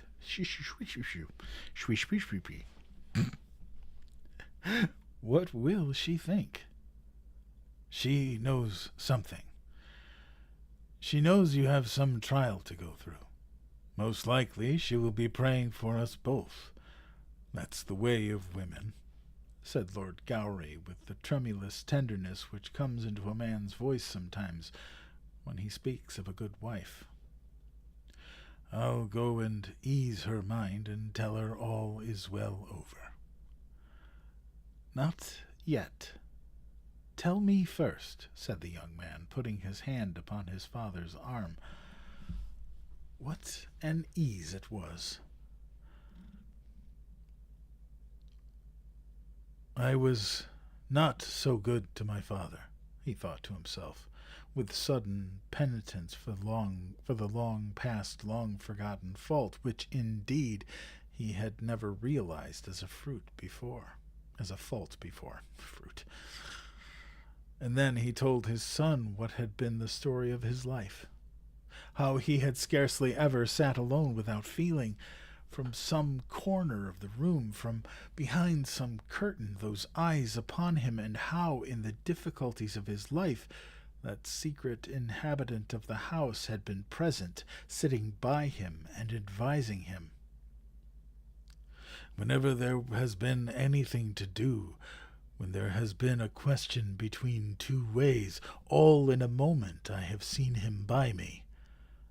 I feel when he is coming. It does not matter where I am, here or anywhere. As soon as ever there is a question of family business, and always he persuades me to the wrong way, Lindors. Sometimes I yield to him. How can I help it? He makes everything so clear. He makes wrong seem right. If I have done unjust things in my day—" "You have not, father." "I have. There were these Highland people I turned out. I did not mean to do it, Lindors. But he showed me that it would be better for the family. And my poor sister that married Tweedside and was wretched all her life. It was his doing, that marriage. He said she would be rich, and so she was, poor thing, and died of it. And old McAllister's lease, Lindors, when there is any business, it makes my heart sick. I know he will come and advise wrong and tell me something I will repent after." The thing to do is to decide beforehand that, good or bad, you will not take his advice. Lord Gowry shivered. I am not strong like you, or clever. I cannot resist. Sometimes I repent in time and don't do it, and then, but for your mother and your children, there is many a day I would not have given a farthing for my life. Father, said Lindor, springing from his bed, 2 of us together can do many things. Give me your word to clear out this cursed den of darkness this very day. Lindor's, hush, hush, for the sake of heaven. I will not, for the sake of heaven. Throw it open. Let everybody who likes to see it. Make an end of the secret. Pull down everything. Curtains, walls. What do you say? Sprinkle holy water. Are you laughing at me? I did not speak, said Earl Gowry, growing very pale and grasping his son's arm with both hands. Hush, boy. Do you think he does not hear? And then there was a low laugh close to them, so close that both shrank. A laugh no louder than a breath. Did you laugh, father? No, Lindors. Lord Gowry had his eyes fixed. He was as pale as the dead. He held his son tight for a moment. Then his gaze and his grasp relaxed, and he fell back feebly in a chair. You see, he said, whatever we do, it will be the same. We are under his power. And then there ensued the blank pause with which baffled men confront a hopeless situation. But at that moment the first faint stirrings of the house, a window being opened, a bar undone, a movement of feet, and subdued voices became audible in the stillness of the morning. Lord Gowry roused himself at once. We must not be found like this, he said. We must not show how we have spent the night. It is over, thank God. And oh, my boy, forgive me. I am thankful there are 2 of us to bear it. It makes the burden lighter, though I ask your pardon humbly for saying so. I would have saved you if I could. I do not wish to be saved, but I will not bear it. I will end it, the young man said with an oath out of which his emotion took all profanity. His father said, Hush, hush, with a look of terror and pain. He left him, and yet there was a thrill of tender pride in his mind. How brave the boy was!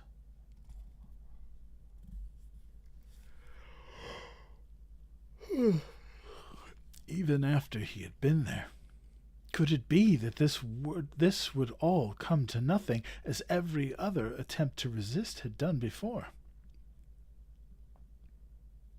I suppose you know all about it now, Lindors, said his friend Farrington after breakfast. Luckily for us, who are going over the house, what a glorious old place it is. I don't think that Lindors enjoys the glorious old place today, said another of the guests under his breath. How pale he is. He doesn't look as if he had slept.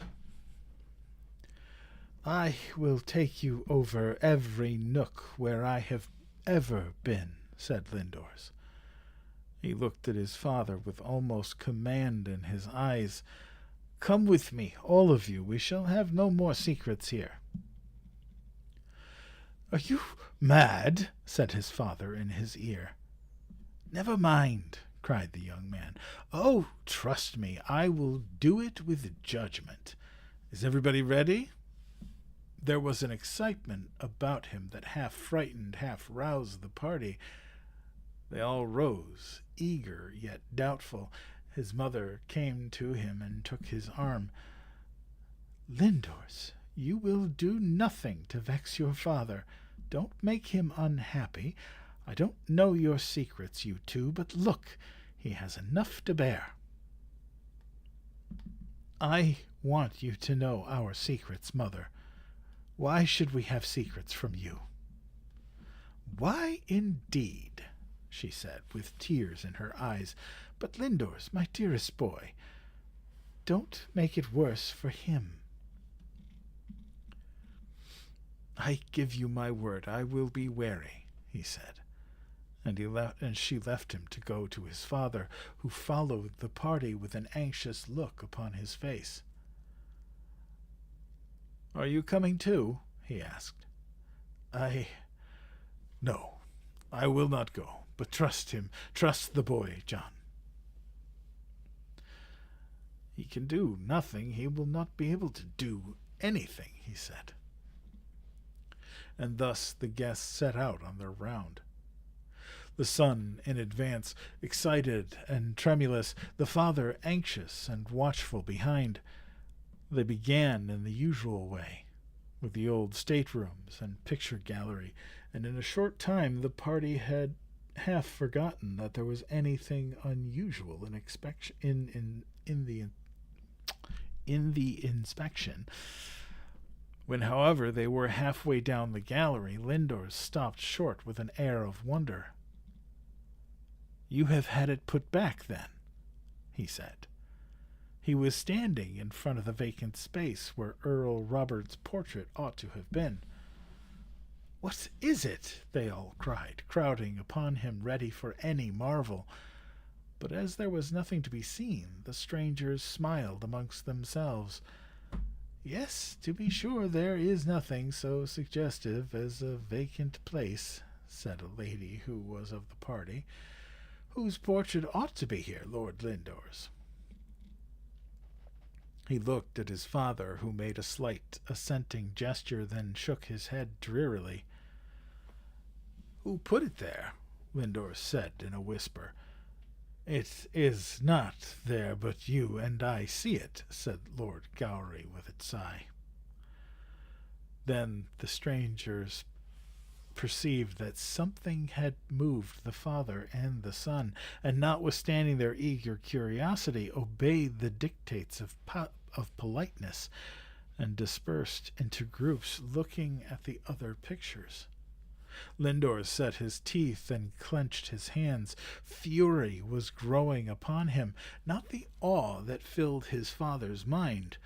We will leave the rest of this to another time," he cried, turning to the others almost fiercely. "Come, I will show you something more striking now." He made no further pretense of going systematically over the house. He turned and went straight upstairs and along the corridor.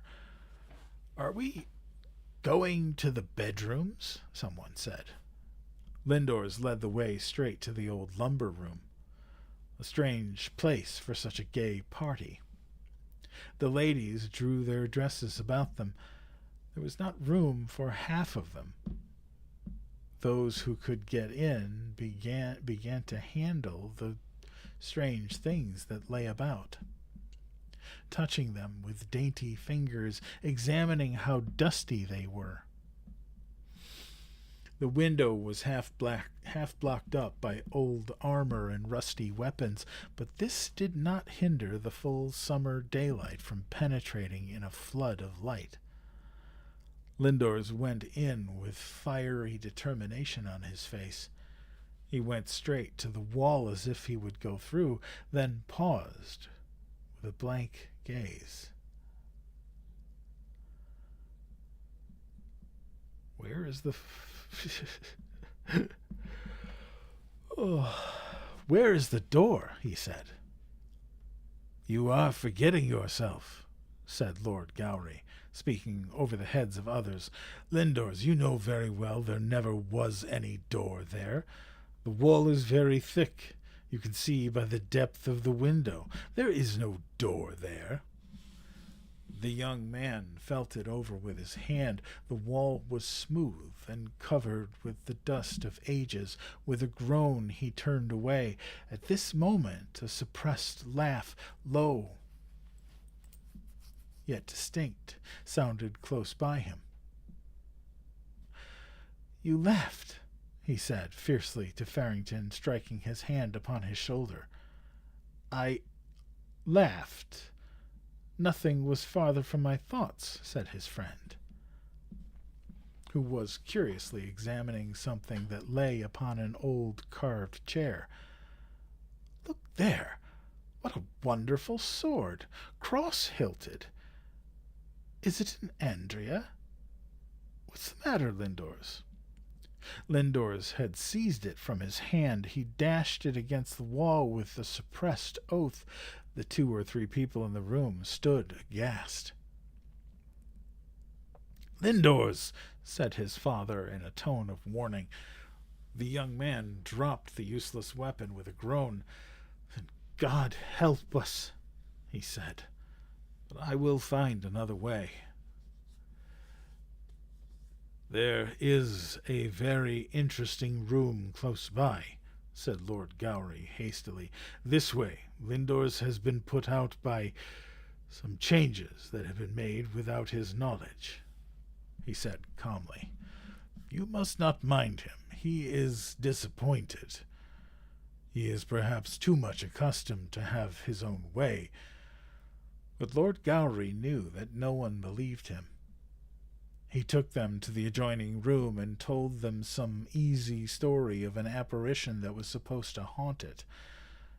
Have you ever seen it?" the guest said, pretending interest. "Not I, but we don't mind ghosts in this house," he answered with a smile, and then they resumed their round of the old noble mystic house.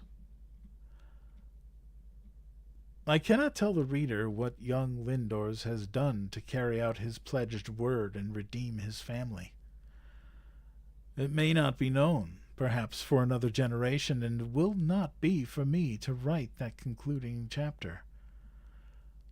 But when, in the ripeness of time, it can be narrated, no one will say that the mystery of Gowry Castle has been a vulgar horror, though there are some who are disposed to think so now.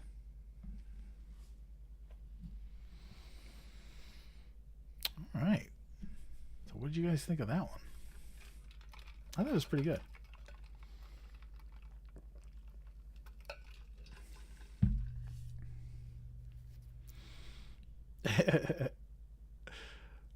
I'll take that as a yes, we liked it.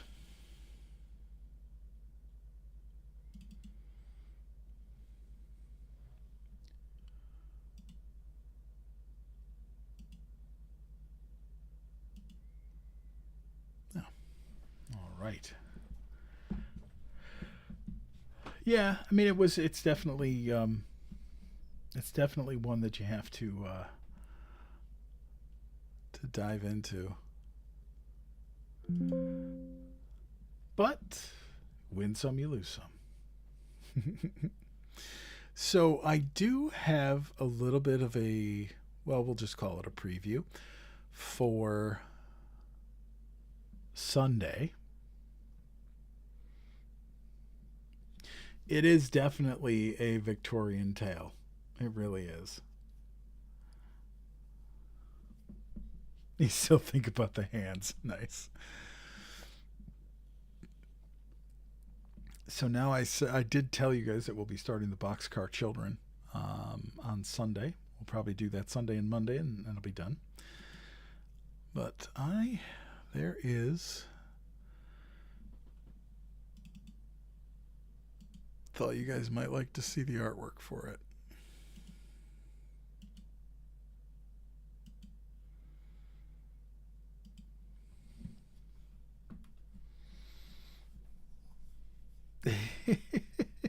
You re-listened to it. Wow.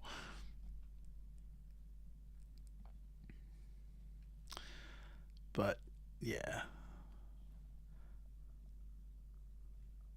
Exactly as you imagined it. Nice. Yeah, this one was fun to put together. Thank you.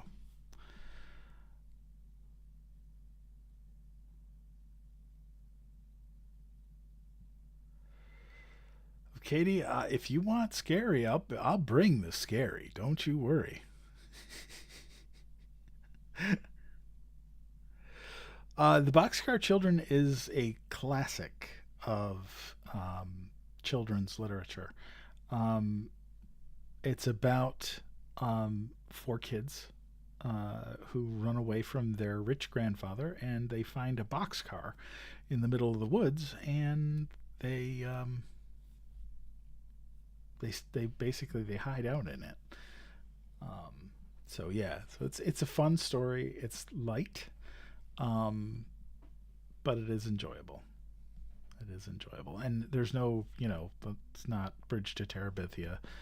It's not going to kick us all in the chest. So, um, but I mean, if you guys want scary, I'll bring the scary. I can bring the scary. I got plenty of scary.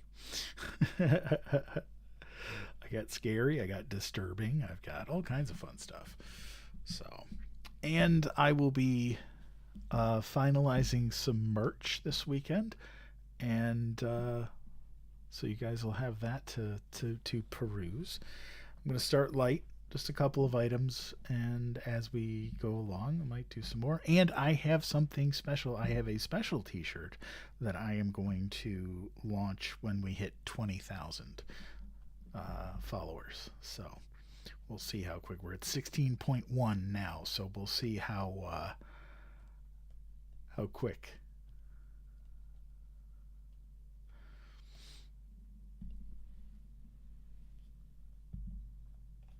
Creepy or satanic? No, no. I could, like I said, I can bring scary. I got plenty of scary. I got freaking 4 or 5 volumes of Stephen King short stories. I can rely on, and then some H.P. Lovecraft and Edgar. I've got some Edgar Allan Poe stories that I haven't read yet. So, yep. So, and then I've got several anthologies that I picked up that have a lot of stuff in them. So yeah, that's still the Cycle of the Werewolf was that was a fun night. That was because that's a great read. It's a great read. And I love that we could bring it in on one night. So, but yep. So, and maybe we'll do at some point we'll do a multi-night. A multi-night Stephen King story. We'll read like The Mist or something, which is fun. That's a good one. Oh, Danielle. So yes, John Saul. He wrote a book that I read back when I was like a teenager. It was called Creature. It was about a company that like made like a company town, and they brought families in and all that stuff, and then um they did like experiments. They did like science experiments on some of the kids, and they, to like make like super beings. And yeah, no, that was a good book. That was my first that was my first foray into John Saul. It's so good, so good, so good. So, but yeah. So I've got a couple of irons in the fire too. I've got two new episodes of my Whispered Legends series that I'm working on. Um, the Wub. Um, you talking? Herein Lies the Wub, the Philip K. Dick story. We did that a couple weeks ago. Hey, the Jessica Effect. How are you? Yeah, for sure, for sure, for sure. So, well, Yeah, and I've got plans to do some Goosebumps stuff, and I am figuring out the logistics um, of doing a choose your own adventure book. Um, so what I would have to do is kind of come up with a series of polls. Do like 1 minute polls. I have like one that's got that's got two options, one that's got three options, and then you guys can go and pick, and we can go, um, and then we can do that. I think that would be fun. I just got to get my hands on some of the books,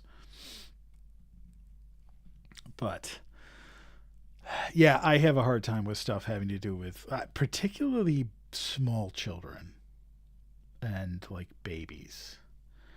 Um, Quick story: there was an episode of the show House, and they at one point a baby had died, and one of the characters had to go do an autopsy on the baby. Yeah, I got up and walked right out of the room. I couldn't do it. Couldn't sit there. This will be read. The Boxcar Children will be reading that on Sunday. Um, Dean Koontz, yeah, also really good.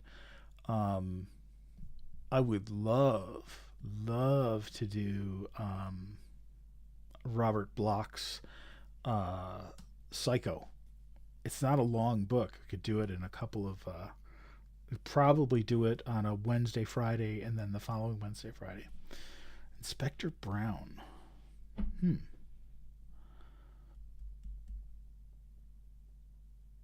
The copy. Yeah, Jurassic Park is like people. Most people know that They know Jurassic Park from the movie. They don't understand how horrific. I mean, Jurassic Park is a horror book. It's not. It is not. Happy Fun Dinosaurs. It's brutal. It is absolutely brutal. Fantastic book, but really brutal. Really brutal. Um, yeah, it was weird when I found out that Stephen King, or not Stephen King, but Steven Spielberg was going to be adapting the book. I'm going, that's a little heavy for Steven Spielberg. But then the movie came out, and I don't get me wrong, I love the movie. It's just, it was not the book. Not the book. Yeah, Jurassic Park it's a brutal read. It's really good, but if you don't like gore, don't read it. I cannot recommend it. Oh, for anybody that's interested, I just finished the book Project Hail Mary. If you haven't read it, it is fantastic. If you like good like science-based science fiction, it's fantastic. It is an absolutely fantastic book. If you like read The Martian by Andy Weir and have not read Project Hail Mary, do it. It's just as good, if not better. Just as good, if not better. So, all right. Well, BFG is definitely is definitely on my list. I just don't have it yet.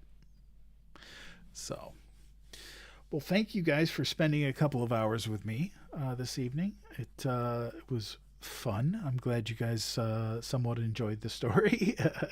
It wasn't the best story, but it was still fun. It was still fun. It's always fun. So Sunday, 9 p.m. Eastern Standard Time, we'll be starting the Boxcar Children. That will carry over into Monday, and then we'll be back in the Weird and Unusual Stories next Wednesday. So, if you enjoy these stories and would like to help support what I do, please consider becoming a super fan. I am trying to get to 10 super fans, so that's cool. Yes, and I did come up with a name that I thought would be fun, but we are the Storytime Goblins. And I'm definitely putting that on a t-shirt. So, as always, I really appreciate you guys. I wouldn't do this without you. So it's, you are a book goblin. Well, there you go. There you go. But yeah, I have a special T-shirt that I'm going to save for 20,000 followers that I think you guys will like. But I won't tell you what it is yet. So, all right. So, well, until Sunday, please be kind to each other. And be kind to yourself, because kindness matters. And so do you. Good night, everybody.